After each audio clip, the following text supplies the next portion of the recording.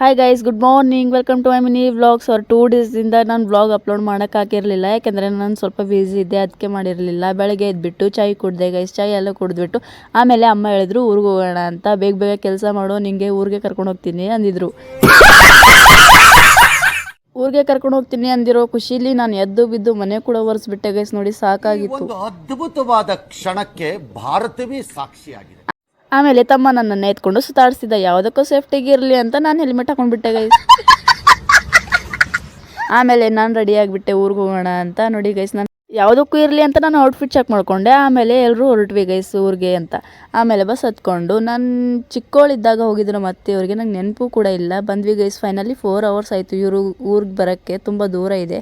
ಆಮೇಲೆ ಬಂದುಬಿಟ್ಟು ಲಾಡು ಮಾಡ್ತಾಯಿದ್ರು. ನೋಡೋಕ್ಕಂತ ಹೋದರೆ ನನ್ನನ್ನೇ ಕರೆದ್ಬಿಟ್ರು. ಆಮೇಲೆ ಇವಳಿಗೆ ಮೆಹಂದಿ ಹಾಕಕ್ಕಂತ ಬಂದು ಮೆಹಂದಿ ಹಾಕ್ತಾ ಇದ್ದೀನಿ. ಎಂಗೇಜ್ಮೆಂಟ್ ಇದೆ ಇವಳದು. ಮೆಹಂದಿ ಹಾಕೋಷ್ಟರಲ್ಲಿ 11:30 ಆಯಿತು ಗೈಸ್ ಟೈಮ್. ಇವತ್ತಿನ ವ್ಲಾಗ್ ಇಷ್ಟೇ ಅಂತ ಹೇಳ್ತಾ ಮುಂದಿನ ವ್ಲಾಗಲ್ಲಿ ಸಿಗುವ ಗೈಸ್. ಬಾಯ್.